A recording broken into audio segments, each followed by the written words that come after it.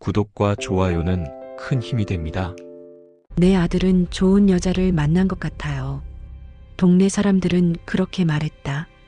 나도 처음엔 그 말을 믿었다. 하지만 그날 본 그녀의 눈빛은 사랑하는 사람의 눈빛이 아니었다. 퇴직한 지 벌써 7년째. 아침마다 먹던 혈압약을 삼키고 나면 하루가 시작됐다. 심장이 아니라 습관이 날 살리고 있었다. 그러던 어느 날 아들 민재가 말했다. 엄마, 나 결혼하려고. 그래. 누구랑? 유나라고. 엄마도 보면 좋아할 거야. 좋아할 거야. 그 한마디에 내 가슴이 이상하게 떨렸다. 결혼 소식을 반가워한 건 오랜만이었다. 내가 젊을 땐 시어머니 눈치에, 아들 세대는 이제 엄마 눈치에 산다더라. 그래도 이 아이는 나보다 더 현명할 줄 알았다. 처음 만난 유나는 완벽했다. 정장 차림의 단정한 머리, 말끝마다 어머니를 붙였다. 손에 든 과일 바구니엔 리본까지 달려 있었다.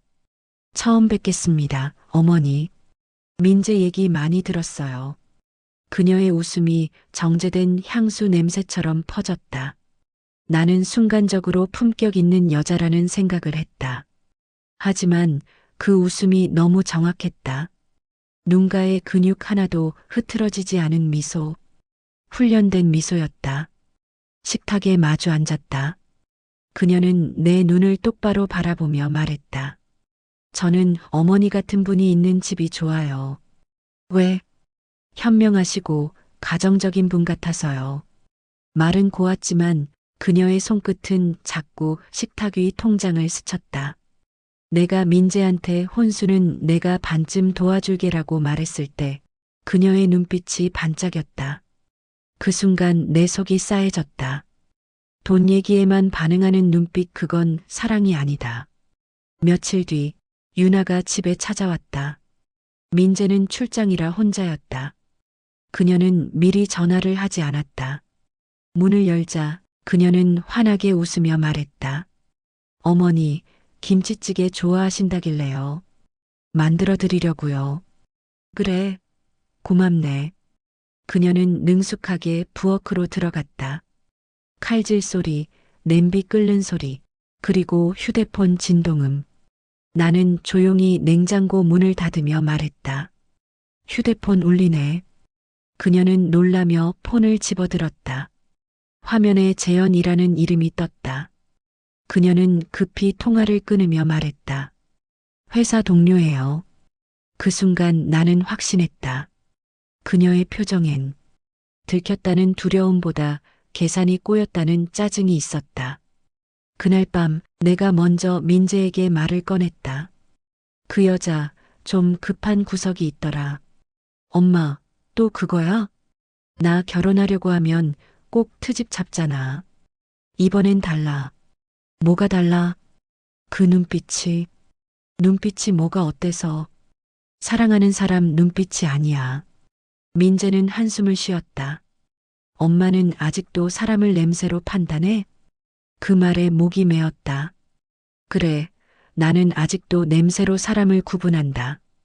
가난했던 시절, 거짓말하는 사람들은 항상 달콤한 냄새를 풍겼다. 그리고 착한 사람들은 세제 냄새 같은 솔직한 냄새가 났다. 그녀는 달콤했다. 그리고 너무 달았다. 그게 내겐 불안이었다. 다음 날 나는 결심했다. 이번엔 그냥 두지 않겠어. 아들의 행복을 지키려면 나라도 더럽혀져야 했다. 그래, 유나 씨. 이번 주말에 같이 시장 한번 갈까? 시장요? 시어머니랑 장 보는 게 결혼의 시작이지. 그녀는 잠시 머뭇하다가 웃었다. 좋아요, 어머니. 하지만 내가 시장 대신 향한 곳은 서울중앙지방법원. 문 앞 게시판에 붙은 이름 하나가 내 발을 멈추게 했다. 피고 한유나. 사기 혐의 결혼 중개 사기 사건. 그녀의 사진이 있었다. 결혼 전 재산을 빼앗긴 남자의 진술서가 옆에 붙어 있었다. 피해자 진술, 그녀는 사랑을 가장했다. 나는 그대로 주저앉았다. 사람들이 나를 쳐다봤지만 아무 소리도 안 들렸다. 손끝이 차가워졌다. 눈앞이 흔들렸다. 내 아들을 노린 거였구나. 집으로 돌아오는 버스 안. 창밖엔 봄비가 내렸다. 유리창에 빗물이 흐르듯 내 마음도 똑같이 무너졌다. 나는 속삭였다. 유나 씨, 이번엔 당신이 고른 반지가 아니라 내가 고른 진실로 결혼을 막을 거야. 그날 밤 문자가 도착했다. 발신인 재현. 내용. 유나, 민재 일은 순조로워. 내일 돈 입금되면 연락 줘. 나는 휴대폰을 움켜쥐었다. 심장이 뛰었다. 이제 내가 먼저 움직일 차례야. 사람의 본색은 위기에서 드러난다. 그 말을 나는 평생 믿었다. 그리고 그날 그 여자가 그걸 증명했다. 비 오는 월요일 아침 문 앞에 누군가 서 있었다. 검은 구두에 물방울이 맺혀 있었다. 유나였다. 어머니, 이른 시간에 죄송해요. 무슨 일로? 어제 말씀하신 김치 좀 배워보고 싶어서요. 비닐 우산을 접은 그녀의 손끝엔 큐빅 반지가 반짝였다. 나는 그 빛을 보고 잠시 멍해졌다. 사람이 가진 걸 숨기고 싶을 때 그 손이 제일 솔직해진다. 그녀는 두 손을 모은 채 내게 다가왔다. 저 진심이에요. 어머니한테 잘하고 싶어요. 그래, 김치 담그는 건 쉽지 않다. 괜찮아요. 저는 어머니 마음을 배우러 왔으니까요. 그녀는 그렇게 말하며 웃었다. 하지만 그 미소는 사람이 아니라 거울 속 그림자 같았다. 점심 무렵 김치 속을 버무리던 그녀가 말했다. 어머니, 혹시 통장은 어디 두세요? 통장? 아, 저 결혼 준비 비용 계산 때문에요. 순간 내 손이 멈췄다. 그건 왜 물어보니? 민재 씨가 너무 정신없어 보여서요. 민재는 알아서 잘해. 어머니는 걱정 많으시잖아요. 그녀는 부드럽게 웃었다. 그 미소가 소름 끼쳤다. 칼끝이 도마에 닿으며 딱 소리가 났다. 유나 씨. 네. 사람 마음을 배운다고 했지? 네. 그럼 제일 먼저 배워야 할 게 있어. 뭔데요? 경계심이야. 그녀의 미소가 순간 굳었다. 그리고 아무 말 없이 김치통을 덮었다. 그날 밤 나는 경찰서로 향했다. 며칠 전 본 공고문이 머릿속에서 떠나질 않았다. 접수 담당 직원에게 조심스레 물었다. 이 사람 한유나 씨, 사기 사건 피고였나요? 직원은 서류를 확인하더니 고개를 들었다. 기록은 삭제됐는데 피해자 진술이 남아있네요. 피해자요? 남자 3명. 공통점이 있습니다. 뭐죠? 모두 중년 여성의 아들들이었어요. 내 손끝이 차가워졌다. 그녀는 나 같은 엄마를 노리는 사람이었다. 집에 돌아오니 전화가 울렸다. 아들이었다. 엄마, 유나가 낮에 김치 담가줬대? 고맙다고 하더라. 그래. 유나 진짜 좋은 사람이야. 요즘 엄마도 그랬잖아. 사람은 겪어봐야 안다고. 나는 말이 막혔다. 그래, 겪어봐야 알지. 근데 그 겪음이 피로 끝나면 안 되지. 엄마, 또 무슨 소리야? 아무것도 아니다. 전화를 끊고 나는 오래된 노트를 꺼냈다. 거기엔 내 손으로 쓴 글귀가 있었다. 직감은 틀린 적이 없다. 다음 날 유나가 또 찾아왔다. 이번엔 예의도 없었다. 어머니, 혼수 리스트 좀 볼 수 있을까요? 그건 민재가 알아서 하겠지. 그런데 시댁 쪽 지원금이 아직 정해지지 않아서요. 지원금? 네. 요즘 세상에 빈손으로 결혼하면 여자만 욕먹잖아요. 그녀는 말끝마다 요즘 세상엔을 붙였다. 그 말은 책임을 회피하는 주문 같았다. 나는 조용히 물었다. 유나 씨, 당신은 사랑으로 결혼하는 거야? 물론이죠. 그럼 사랑이 돈보다 크다는 걸 증명해봐. 민재가 가진 게 다 사라져도 그를 택할 수 있겠니? 어머니, 그런 일은 없을 거예요. 그녀의 대답은 망설임이 아니라 확신이었다. 그날 밤 나는 하나의 실험을 했다. 민재에게 일부러 말했다. 엄마가 그동안 모은 돈 다 잃었어. 투자 사기에 당했대. 민재는 놀랐지만 괜찮아요. 우리끼리 살면 되죠. 그 말이 고마웠다. 다음 날 유나가 찾아왔다. 어머니, 들었어요. 힘드시죠? 괜찮아. 근데 혹시 결혼은 미뤄야겠네요? 왜? 민재 씨한테 그런 부담 드리면 안 되잖아요. 그녀는 고개를 숙였지만 입가엔 희미한 미소가 번졌다. 그 미소를 보며 나는 속으로 말했다. 잡았다. 그날 밤 나는 서랍 속에서 반지를 꺼냈다. 유나가 직접 고른 결혼 반지였다. 반짝이던 금속 안쪽에 새겨진 글귀가 보였다. 에브리싱 이즈 어 딜. 모든 건 거래다. 그녀의 철학이었다. 나는 그 반지를 꽉 쥐었다. 손바닥이 베어 피가 났다. 좋아. 이제 내가 거래를 끝내줄게. 거짓말은 오래 못 간다. 하지만 그 끝을 보는 건 언제나 진짜를 아는 사람이다. 그게 바로 나였다. 그날 이후 나는 하루 종일 부엌에 앉아 있었다. 창밖엔 겨울 햇살이 비쳤고 식탁 위엔 반지 하나가 놓여 있었다. 에브리싱 이즈 어 딜. 그 글씨가 내 눈을 찔렀다. 민재는 여전히 아무것도 몰랐다. 유나와 웨딩 사진을 찍었다며 사진을 보내왔다. 흰 드레스, 완벽한 미소. 그 미소를 보는 순간 내 속에서 무언가 타올랐다. 그래, 이제 끝내야 해. 나는 경찰서에 다시 갔다. 담당 형사가 말했다. 그 여자요? 증거가 부족해서 불기소로 끝났습니다. 증거가 없어서? 피해자 진술은 있었지만 결정적인 건 없었어요. 그럼 내가 만들면 되겠네요. 형사는 나를 말리려 했지만 나는 웃었다. 이제 제 인생은 남은 게 없어요. 대신 제 아들은 아직 살아야죠. 그날 밤 나는 오래된 녹음기를 꺼냈다. 교직 시절 학생들 상담할 때 쓰던 기기였다. 버튼을 누르자 빨간 불이 들어왔다. 좋아, 아직 살아있네. 나는 전화를 걸었다.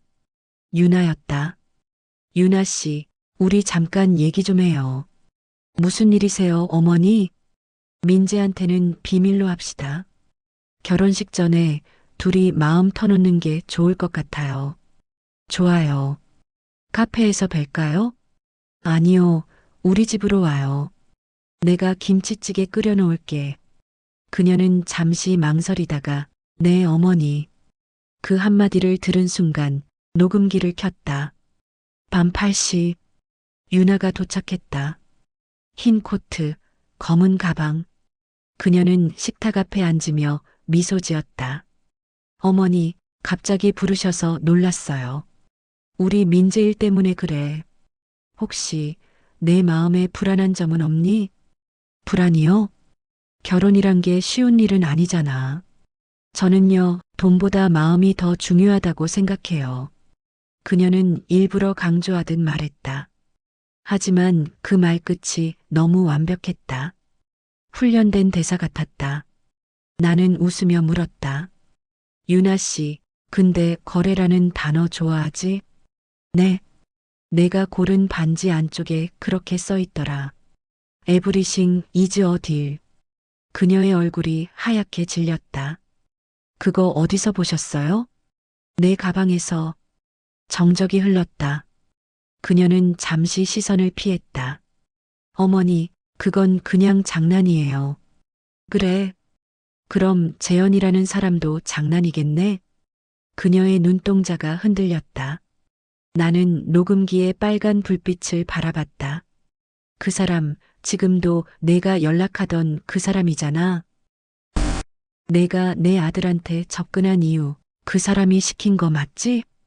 그녀는 천천히 미소 지었다. 어머니, 역시 쉽지 않네요. 다들 당신처럼 눈치 빠르면 제가 이렇게 오래 못 버텼겠죠. 그녀는 차분히 커피를 한 모금 마셨다. 근데 너무 늦으셨어요. 이미 결혼식장 예약 끝났고 예물도 어머니 명의로 들어갔어요. 뭐라고? 민재 씨가 통장 비밀번호를 알려줬거든요.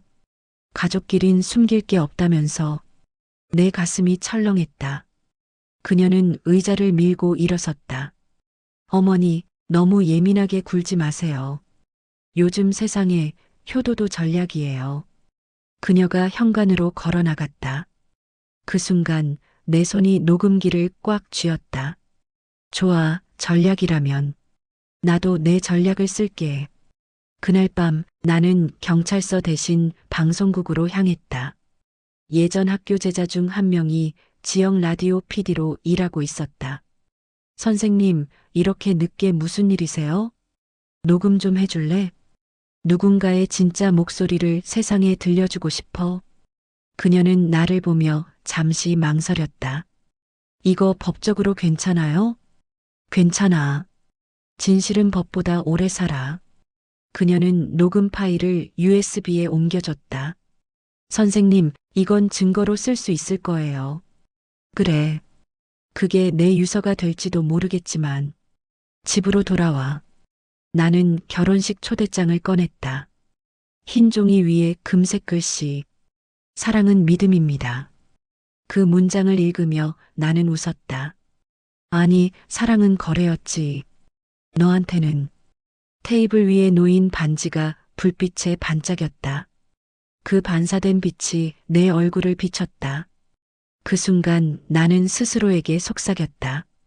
민재야, 미안하지만 이번 결혼식엔 폭탄이 하나 터질 거다. 그날 새벽 유나에게서 메시지가 도착했다. 어머니, 내일 뵈어요. 이제 진짜 가족이 되네요. 그녀의 말 뒤엔 하트 이모티콘이 붙어 있었다. 나는 그 문장을 가만히 바라보다가 녹음기의 전원을 다시 켰다. 그래, 내일. 내가 만든 거래의 마지막 날이다. 세상엔 두 종류의 진실이 있다. 하나는 말로 하는 진실, 다른 하나는 돈으로 포장된 진실. 그리고 그날 세상은 돈의 편에 섰다.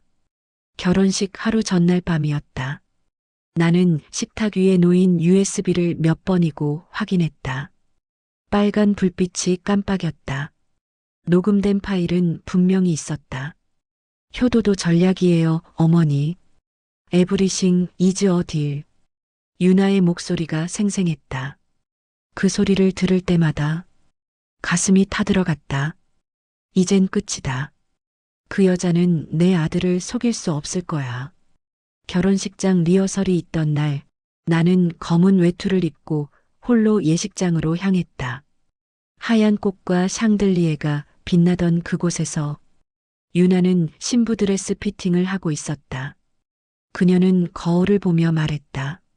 어머니, 오셨네요. 저 예뻐요? 그래. 아주 예쁘다. 어머니도 저 인정하시는 거죠? 그래, 인정하지. 내가 얼마나 완벽한 연기를 하는지도. 그녀는 미소를 지었다.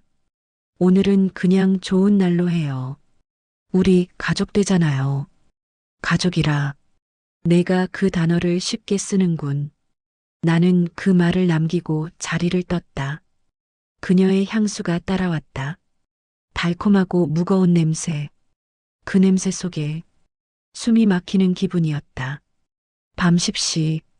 나는 다시 녹음 파일을 확인하려고 노트북을 켰다. 하지만 화면에 파일이 없습니다라는 문구가 떴다. 뭐야? 다른 폴더를 뒤졌지만 모두 비어 있었다. USB를 빼서 다시 꽂았지만 기기조차 인식하지 않았다. 그 순간 전화가 울렸다. 발신자 민재. 엄마, 내일 예식장엔 그냥 조용히 앉아만 있어줘요. 무슨 소리야? 유나가 많이 힘들어했어요. 엄마가 의심해서 잠도 못 잔다더라. 민재야, 그 여자가 어떤 사람인지 몰라서 그래. 엄마, 제발 그만해요. 결혼식 망치지 말아요. 전화가 끊겼다. 나는 한참 동안 휴대폰을 쥔 채 가만히 있었다. 손끝이 떨렸다. 그녀가 벌써 움직였구나. 다음 날 아침, 결혼식장 앞엔 하객들로 붐볐다.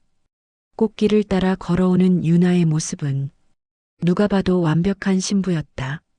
그녀는 내 쪽을 보고 인사했다. 어머니, 오늘 꼭 행복해야 해요. 그녀의 미소는 잔혹할 만큼 고요했다. 나는 가방 속에서 예비 USB를 꺼냈다. 어젯밤 복사해둔 백업본이었다. 손이 떨렸다. 이제 이걸로 끝이다. 사회자가 말했다. 신랑 신부 입장. 하얀 조명이 터졌다. 음악이 깔렸다. 그리고 나는 천천히 자리에서 일어섰다. 무대 뒤쪽 조명 담당에게 USB를 건넸다. 이 파일 순서 맞춰 틀어주세요. 제가 신호 줄게요. 예식은 순조롭게 진행됐다. 아들이 서약서를 읽었다. 좋을 때나 나쁠 때나 그 목소리를 들으며 나는 손에 땀이 났다. 이제야 끝난다고 생각한 그 순간 조명이 깜빡였다. 화면이 켜졌다. 하지만 재생된 건 내 녹음 파일이 아니었다. 민재야, 엄마는 치매 초기래. 그 목소리 유나였다. 영상에는 내가 보였다. 며칠 전 병원에서 건강검진을 받던 장면이 어디선가 찍혀 있었다. 그리고 편집된 음성이 이어졌다. 나 그 애 싫어. 그 여자가 민재 돈 노리고 있는 것 같아. 엄마, 그만해요. 민재 돈은 내 거야. 순간 식장이 술렁였다. 사람들이 수군거렸다. 아들의 얼굴이 하얗게 질렸다. 엄마, 이게 뭐야? 그건 나는 USB를 열어봤다. 파일명이 바뀌어 있었다. DALFINAL MP4. 그녀가 바꿔치기 한 거였다. 유나가 단상 위로 걸어왔다. 어머니, 이건 왜 하셨어요? 그건 내가.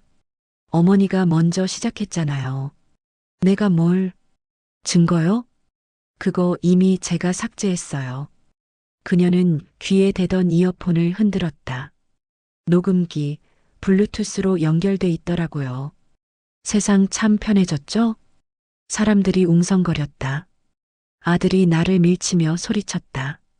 엄마, 제발 나 좀 내버려둬요. 그 말이 칼처럼 꽂혔다. 나는 뒤로 비틀거렸다. 꽃잎이 떨어졌다. 카메라 플래시가 번쩍였다. 모든 게 끝난 줄 알았다. 하지만 그 순간 무대 뒤쪽 모니터가 깜빡였다. PD 제자가 틀어준 백업 파일이 자동으로 재생되기 시작했다. 효도도 전략이에요, 어머니. 에브리싱 이즈 어 딜. 식장이 멈췄다. 모두가 화면을 봤다. 유나의 얼굴이 그대로 나왔다. 그녀의 미소가 천천히 무너졌다. 이건 뭐예요? 그건 내 진심이지. 정희의 목소리가 흔들렸지만 눈빛은 단단했다. 결혼식 다음 날 거실은 조용했다. 테이블 위엔 축의금 봉투가 흩어져 있었고 신문에는 파혼 소동이라는 기사 제목이 떠 있었다. 신부 측 허위 녹음 조작 의혹 제기. 기사의 주어는 나였다. 사진에는 결혼식장에서 쓰러진 내 모습이 실려 있었다. 손이 떨렸다. 신문을 구기려다 멈췄다. 이럴 줄 알았어. 거짓말쟁이는 언제나 기록을 먼저 선점하니까. 그때 초인종이 울렸다. 경찰이었다. 정희 씨 되시죠? 네. 유나 씨가 실종됐습니다. 뭐라고요? 결혼식 이후 행방이 묘연합니다. 마지막으로 목격된 장소가 여기 근처예요. 그들의 말이 머릿속을 때렸다. 저한테 왜 오셨죠? 정희 씨가 마지막으로 통화하셨죠. 내가 대답하기도 전에 그들은 집 안으로 들어왔다. 서랍을 뒤지고 가방을 열었다. 그리고 거기서 깨진 반지 조각과 녹음기를 꺼냈다. 이건 뭐죠? 그냥 증거예요. 증거요? 유나 씨가 당신을 협박했다고요? 그 여자가 내 아들을 속였어요. 그건 증거가 될까요? 순간 숨이 막혔다. 그들의 표정은 냉정했다. 세상은 이미 결론을 내린 얼굴들이었다. 조서 작성이 끝나고 경찰이 떠난 뒤에도 집안엔 그녀의 향수가 남아 있었다. 라벤더와 바닐라가 섞인 그 냄새. 달콤하고 끈적했다. 그 냄새를 들이마시는 순간 눈앞이 어지러웠다. 그녀가 웃던 모습이 떠올랐다. 요즘 세상엔 효도도 전략이에요. 그 말이 귀에 맴돌았다. 그녀는 어디로 갔을까? 그리고 왜 사라졌을까? 그날 밤 민재가 왔다. 문을 열자마자 그의 눈엔 분노가 가득했다. 엄마, 왜 그런 짓을 했어요? 뭐가? 사람들 다 알아요. 엄마가 유나 협박했다고. 그건 내가 모르는 일이야. 유나가 없어졌어요. 뭐? 엄마가 뭔가 한 거 아니에요? 그 말에 나는 멍해졌다. 가슴 속에서 무언가 부서지는 소리가 났다. 민재야, 너 정말 그렇게 생각해? 나도 이제 헷갈려요. 당신이 내 엄마인지 아니면 그 여자를 질투한 여자인지. 그 말은 칼보다 날카로웠다. 나는 말하지 못했다. 그냥 웃었다. 눈물이 저절로 흘렀다. 그래, 나도 이제 헷갈린다. 내가 왜 이렇게까지 했는지. 밤이 깊었다. 전화가 울렸다. 번호는 발신자 없음. 정희 씨죠? 누구세요? 그 여자를 찾고 있죠? 유나? 그 여자는 이미 떠났어요. 다만 당신 탓이라고 말해두고 갔습니다. 전화가 끊겼다. 그 말 한마디가 나를 무너뜨렸다.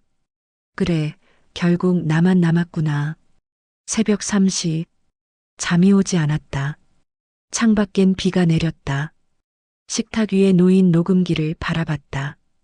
빨간 불이 깜빡였다. 누군가 원격으로 켜놓은 듯한 느낌이었다. 재생 버튼을 눌렀다. 익숙한 목소리가 흘러나왔다. 어머니, 효도도 전략이에요. 에브리싱 이즈 어 딜. 근데요, 전략에는 희생이 필요해요. 그 말이 끝나자 짧은 숨소리가 이어졌다. 그리고 낯선 남자의 목소리. 끝났어, 유나. 아니, 아직이야. 녹음은 거기서 끊겼다. 나는 몸이 굳었다. 남자 목소리. 그건 유나의 공범, 재현이었다. 그날 이후 세상은 나를 살인 용의자로 불렀다. 신문엔 이렇게 쓰여 있었다. 시어머니의 질투, 파국을 부르다. 그 문장을 읽으며 나는 작게 웃었다. 그래, 세상은 항상 엄마를 질투하는 여자로 만들지. 며칠 후 경찰이 다시 찾아왔다. 정희 씨, 유나 씨의 신용카드 사용 흔적이 나왔습니다. 살아있다는 말이에요? 그럴 가능성이 큽니다. 나는 천천히 숨을 내쉬었다. 살아있구나. 그럼 아직 끝이 아니다. 나는 지갑 속에서 깨진 반지 조각을 꺼냈다. 빛에 비춰보니 글귀가 반쯤 지워져 있었다. 딜. 나머지는 피에 번져 있었다. 좋아, 유나. 넌 거래로 시작했지. 그럼 이번엔 내가 값을 매길 차례야. 사람들은 나를 미쳤다 했다. 하지만 진짜 미친 건 거짓말을 믿어버린 세상이었다. 그날 이후 전화벨이 울릴 때마다 심장이 덜컥 내려앉았다. 이웃들은 내 집 앞을 지나며 수군거렸다. 저기 그 뉴스에 나왔던 여자야. 며느리 질투하다가 파혼시킨 사람. 그 말들이 창문 틈새로 스며들었다. 나는 그저 고개를 숙였다. 어차피 아무리 말해도 아무도 믿지 않았다. 민재는 이사했다. 이사 갈 때 남긴 문장은 단 한 줄이었다. 엄마, 이제 그만해. 그 메모를 붙잡고 나는 며칠을 울었다. 눈물이 마른 뒤 마음속이 텅 비었다. 그래, 나는 이제 아무것도 아니다. 라벤더 향이 또 코끝을 스쳤다. 그녀의 향기였다. 나는 본능적으로 현관문을 열었다. 아무도 없었다. 하지만 현관 앞엔 하얀 봉투 하나가 놓여 있었다. 봉투 안에는 USB 하나와 짧은 쪽지가 있었다. 당신의 정의는 나를 살렸어요. 그리고 당신의 아들은 이제 내 편이에요. 손끝이 얼어붙었다. USB를 노트북에 꽂자 영상이 재생됐다. 화면엔 유나와 민재가 함께 있었다. 민재가 말했다. 유나야, 엄마는 이제 그만해야 돼. 괜찮아요, 오빠. 우리 이제 우리 인생 살아요. 그녀가 내 아들의 손을 잡았다. 두 사람은 어딘가로 떠나는 듯 했다. 그 순간 화면이 꺼졌다. 모니터에 내 얼굴이 비쳤다. 텅 빈 눈, 울음조차 없는 표정. 그래, 결국 모든 걸 잃었구나. 그날 밤 비가 내렸다. 집 천장에서 물이 새고 있었다. 양동이에 떨어지는 물방울 소리가 고요하게 시간을 깎아냈다. 나는 불 꺼진 거실에 앉았다. 조용히 중얼거렸다. 나쁜 짓을 한 건데 왜 이렇게 억울하지? 정의는 왜 이렇게 외로운 거야? 문득 문 앞에서 누군가의 발소리가 들렸다. 나는 조심스레 나갔다. 그곳엔 누런 우비를 입은 남자가 서 있었다. 낯선 얼굴 하지만 어딘가 익숙했다. 정혜 씨 맞죠? 누구세요? 유나 씨와 함께 일했던 사람입니다. 그 여자가 어딨죠? 그건 저도 몰라요. 다만 이걸 전해달라 했습니다. 그가 내민 건 봉투 하나였다. 그 안엔 편지와 사진 한 장이 있었다. 사진 속엔 유나가 아이를 안고 있었다. 그 뒤편에 민재가 서 있었다. 편지엔 이렇게 적혀 있었다. 어머니, 저 이제 진짜 가족이 생겼어요. 당신은 정의를 택했지만 저는 사랑을 택했어요. 그 글씨는 유나의 것이었다. 글자를 따라 손끝이 떨렸다. 눈물이 흐르기 시작했다. 유나야, 넌 사랑이라 썼지만 그건 결국 또 다른 거래야. 나는 편지를 구겼다. 하지만 구겨진 종이 사이로 유나의 마지막 문장이 보였다. 당신 덕분에 살아남았어요. 언젠가 다시 만나면. 그 문장이 끝나기 전에 비바람이 창문을 두드렸다. 모든 소리가 사라지고 남은 건 내 숨소리뿐이었다. 며칠 후 나는 경찰에 출석했다. 조사실 안은 차가웠다. 형사가 물었다. 정희 씨, 아직도 본인이 옳다고 생각합니까? 옳고 그름은 중요하지 않아요. 그럼 뭐가 중요하죠? 내가 왜 그렇게 됐는지. 이제 그 이유를 아는 게 중요해요. 형사가 고개를 저었다. 조선은 길게 이어졌고 나는 한마디도 더하지 않았다. 집으로 돌아오는 길, 노을이 붉게 물들었다. 그 붉은 빛이 마치 피 같았다. 나는 가만히 중얼거렸다. 그래도 아들만은 지켰다. 그 아이가 다시 상처받지 않게 나는 이 역할을 끝까지 할 거야. 그날 밤 정희는 마지막으로 거울 앞에 섰다. 얼굴이 낯설었다. 하지만 그 낯설미 오히려 편안했다. 거울 뒤로 라벤더 향이 스며들었다. 그녀는 미소 지었다. 유나야, 내가 어디 있든 이번엔 내 차례야. 정의의 냄새가 어떤 건지 내가 좀 맡아봐. 세상은 늘 한쪽 이야기에만 귀를 기울인다. 그리고 나머지 반은 묻힌다. 그날 나는 묻힌 쪽의 진실을 마주했다. 새벽 공기가 유리처럼 차가웠다. 창문 틈으로 라벤더 향이 스며들었다. 이젠 익숙한 냄새였다. 하지만 그날은 이상하게 다르게 느껴졌다. 향 속에 피비린내가 섞여 있었다. 탁! 문이 열렸다.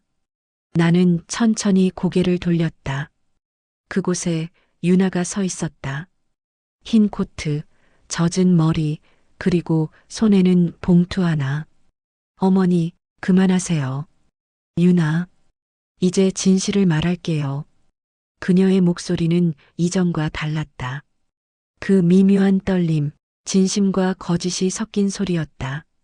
난 사기꾼이에요. 그건 맞아요. 근데 시작은 당신 때문이었어요. 나 18살 때 제 엄마가 당신 남편한테 버림받았어요. 순간 시간이 멈췄다. 내 입에서 말이 나오지 않았다.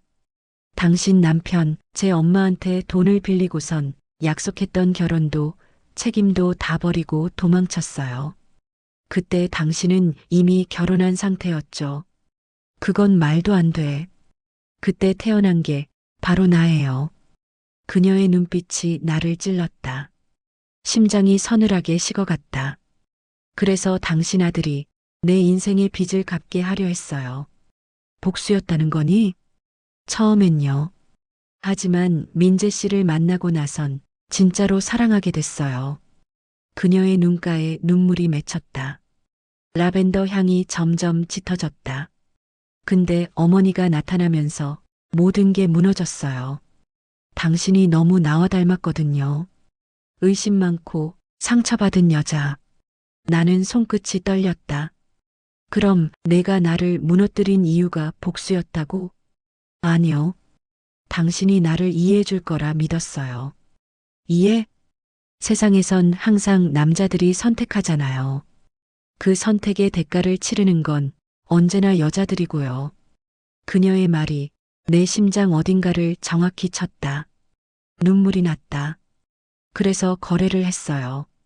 나한테 남은 유일한 무기는 거짓말이었으니까. 그럼 내가 날 미치게 만든 그 모든 건 어머니가 진실을 말하길 바라서였어요. 당신 입으로 세상은 그렇게 잔인하다고 말하게 만들고 싶었어요. 그녀는 봉투를 내밀었다. 안에는 오래된 서류 한 장이 있었다. 이건 제 출생신고서예요. 서류 아래 아버지란 칸에 적혀 있던 이름. 김상현. 그건 내 남편의 이름이었다. 순간 세상이 무너졌다. 손끝이 떨렸다. 나는 숨이 막혀 벽에 기대 섰다. 그럼 내가 내 남편의 딸이란 말이야? 네. 그리고 내 아들과 결혼하려고 했다고? 몰랐어요. 나중에야 알았어요. 그래서 도망쳤어요. 그녀는 울기 시작했다. 도망치고 싶었어요. 근데 이미 당신이 모든 걸 망쳐놨더라고요. 정희는 숨이 가빠졌다. 머릿속이 하얘졌다. 눈앞이 흔들렸다. 나는 무엇을 지킨 거지? 유나가 내게 다가왔다. 어머니, 이제 됐어요. 우리 둘 다 충분히 벌 받았어요. 그녀의 눈빛엔 이상한 평온함이 있었다. 그때 밖에서 경찰 사이렌 소리가 들려왔다. 유나 씨, 경찰입니다. 그녀는 창문을 향해 걸었다. 이제 끝이에요. 유나, 어머니, 저 기억나죠? 어릴 때 시장에서 당신한테 김밥 얻어먹은 아이. 그 말에 나는 숨을 멈췄다. 기억 속의 한 장면이 번쩍였다. 비 오는 날 젖은 옷을 입은 꼬마에게 김밥을 건네던 나. 그 아이가 웃으며 말했다. 고맙습니다, 아주머니. 유나가 창문 앞에 섰다. 그때부터였어요. 세상에서 가장 무서운 건 착한 사람이라는 걸 알게 된 게. 그녀는 천천히 미소 지었다. 눈물이 그 미소를 타고 흘렀다. 어머니, 이건 거래가 아니라 유일한 마무리예요. 그녀는 창밖으로 몸을 던졌다. 정희는 그대로 주저앉았다. 창문 밖에서 라벤더 향이 퍼졌다. 비와 섞인 냄새. 그 냄새는 슬펐다. 그녀는 무릎을 꿇었다. 유나야, 내가 몰랐구나. 내가 누구였는지. 눈물이 바닥에 떨어졌다. 그때 창밖에서 경찰의 외침이 들렸다. 생존자 발견. 맥박 약 하나 살아있습니다. 정희는 눈을 감았다. 한 줄기 숨이 섞인 목소리가 흘렀다. 그래, 살아있어야지. 이번엔 내가 벌을 받아야 하니까. 사람이 죄를 짓는 이유는 단 하나다. 사랑하기 때문이다. 그리고 용서받지 못하는 이유도 같은 이유다. 병원 복도는 희미한 소독약 냄새로 가득했다. 라벤더 향 대신 차가운 약 냄새가 코끝을 찔렀다. 나는 천천히 걸었다. 발걸음마다 바닥이 멀게 느껴졌다. 유나가 누워있는 병실 문 앞에서 멈췄다. 문틈 사이로 들려오는 기계음, 삑삑삑. 생명의 소리 같지만 동시에 죄의 박동 같았다. 그녀는 산소호흡기에 연결되어 있었다. 창백한 얼굴, 부서진 손가락. 그 손 위에 누군가 올려놓은 라벤더 향수병의 뚜껑이 있었다. 유리 조각 같던 그 냄새가 이젠 아무 향도 내지 않았다. 유나야, 이제 됐다. 다 들었어. 내가 왜 그런 짓을 했는지. 나는 침대 옆에 앉았다. 그녀의 손을 잡았다. 피보다 차가운 손끝이 내 손에 스쳤다. 눈물이 저절로 떨어졌다. 문득 뒤에서 목소리가 들렸다. 어머니, 민재였다. 그는 수척한 얼굴로 병실 문에 서 있었다. 이제 이해가 됐어요. 뭐가? 왜 엄마가 그렇게까지 했는지. 늦었구나. 그래도 알아요. 유나가 거짓말을 한 게 아니라 세상이 먼저 속였던 거라는 걸. 그는 천천히 다가와 유나의 손을 잡았다. 엄마, 이 사람은 아버지의 죄를 대신 산 거예요. 그리고 우리는 그 죄의 이자처럼 살아온 거고요. 나는 아무 말도 하지 못했다. 그저 고개를 숙였다. 민재야, 엄마는 이제 할 말이 없다. 있어요. 뭐? 용서요. 엄마도 유나도 서로 용서해요. 유나의 손끝이 미세하게 움직였다. 나는 놀라서 얼굴을 들었다. 그녀의 입술이 미세하게 떨렸다. 어머니, 그 한 단어가 모든 것을 녹였다. 나는 그녀의 손을 꼭 잡았다. 그래, 나야. 이제 됐다. 아무 말하지 마. 눈물이 터졌다. 그녀의 눈가에도 눈물이 흘렀다. 창밖엔 비가 멈추고 햇살이 스며들었다. 며칠 후 유나는 의식을 되찾았다. 경찰 조사가 이어졌지만 그녀는 아무 말도 하지 않았다. 그저 내게 이렇게 말했다. 이제 끝났어요, 어머니. 그래. 이제 그만 쉬자. 나는 조용히 일어나 병실 창문을 열었다. 바람이 들어왔다. 그 바람 속엔 라벤더 향 대신 새벽 공기의 냄새가 있었다. 유나야, 내 향이 이제 사라졌네. 그게 좋아요. 이제 자유로워졌으니까. 그녀는 미소 지었다. 그 미소는 처음으로 거짓이 아니었다. 며칠 뒤 정희는 경찰서에 다시 갔다. 형사는 짧게 말했다. 유나 씨, 처벌 원치 않는다고 진술했습니다. 그럼 나는 무혐의입니다. 하지만 언론은 그렇게 안 써줄 겁니다. 정희는 고개를 끄덕였다. 언론은 거짓을 좋아하니까요. 그럼 앞으로 어떻게 하실 겁니까? 살아야죠. 내 죄를 안고. 며칠 후 정희는 낡은 집으로 돌아왔다. 거실 한가운데 식탁 위에 라벤더 향수병 조각이 여전히 놓여 있었다. 그녀는 그것을 바라보다가 창문을 열었다. 바람이 불었다. 조각이 떨어져 부서졌다. 그 순간 향기가 잠시 피어올랐다. 그리고 사라졌다. 그래, 내 향이 아니라 내 기억이었지. 그녀는 손끝으로 공기를 쓸었다. 햇살이 손가락 사이로 스며들었다. 며칠 뒤 민재와 유나가 병원에서 퇴원했다. 그들은 멀리 이사 갔다. 그날 밤 정희는 라디오를 켰다. 낯익은 목소리가 흘러나왔다. 오늘의 사연입니다. 거짓된 효심이라는 제목으로 한 어머니의 이야기를 전합니다. 라디오 속 앵커의 목소리는 마치 나 자신처럼 들렸다.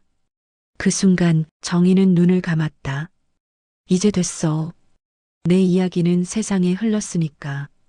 다음 날 새벽, 정희는 공원 벤치에 앉아 있었다. 라벤더 향이 아닌 봄의 냄새가 났다. 꽃이 피고 아이들의 웃음소리가 들렸다. 그녀는 조용히 미소 지었다. 유나야, 우리 둘 다 살아남았네. 그리고 이제 아무도 속이지 말자. 그녀는 하늘을 올려다봤다. 새벽 햇살이 눈부셨다.